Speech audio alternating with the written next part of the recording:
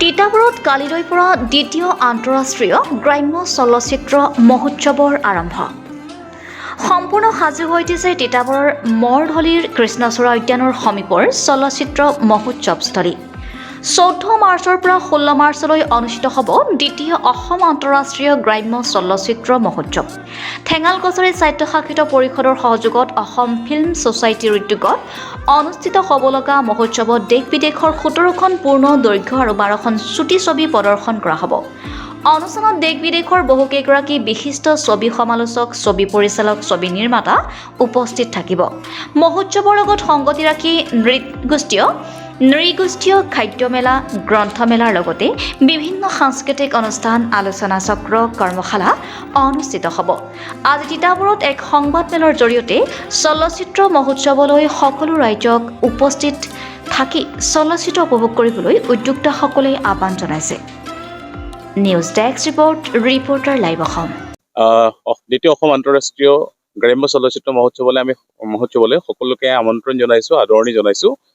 কালিলৈৰ পৰা আমাৰ এই মহোৎসৱ আৰম্ভ হ'ব আৰু শুভাৰম্ভ বা শুভ উদ্বোধনী কাৰ্যসূচী সন্ধিয়া 6 বজাত হ'ব। আমি ইতিমধ্যে আমন্ত্ৰণ জনাইছোঁ অসমৰ বিশিষ্ট চলচ্চিত্ৰ সমালোচক মনোজ বৰপূজাৰী ডাঙৰীয়া, ভাৰতীয় চলচ্চিত্ৰ মহাসংঘৰ সাধাৰণ সম্পাদক প্ৰেমেন্দ্ৰ মজুমদাৰ ডাঙৰীয়া, বিশিষ্ট চলচ্চিত্ৰ নিৰ্মাতা তথা চলচ্চিত্ৰ সমালোচক মুম্বাইৰ অশোক ৰাণে ডাঙৰীয়া, তেখেতসকল আহি আমাৰ মাজত উপস্থিত হৈছেহি।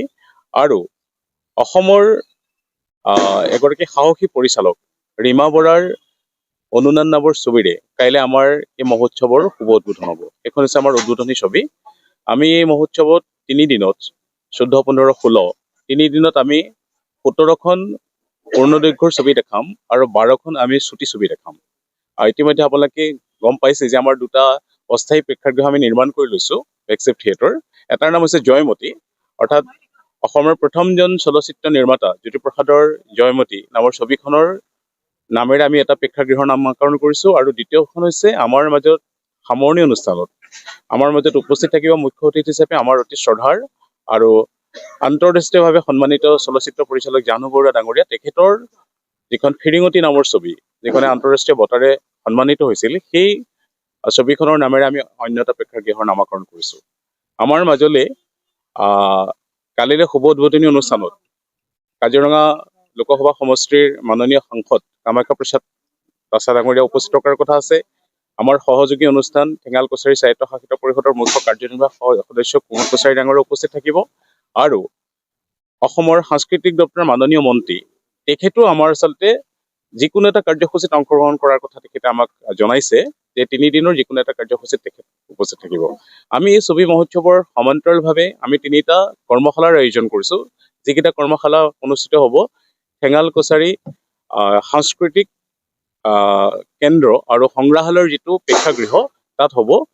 এটা হৈছে আমি চাউণ্ড ডিজাইনৰ ওপৰত, ছবিটো কেনেকৈ চাউণ্ড ডিজাইন কৰে তাৰ ওপৰত এটা কৰ্মশালা অনুষ্ঠিত কৰিছোঁ 14 তাৰিখ কালিলৈ দিনৰ 11:30 বজাত। আৰু তাৰ সমল ব্যক্তি হৈছে বিশিষ্ট চলচ্চিত্ৰৰ চাউণ্ড ডিজাইনাৰ, তেখেত হৈছে অমৃত প্ৰীতম। আপোনালোক সকলোৱে চিনি পায়, তেখেতো আন্তঃৰাষ্ট্ৰীয়ভাৱে সন্মানিত এজন চাউণ্ড ডিজাইনাৰ।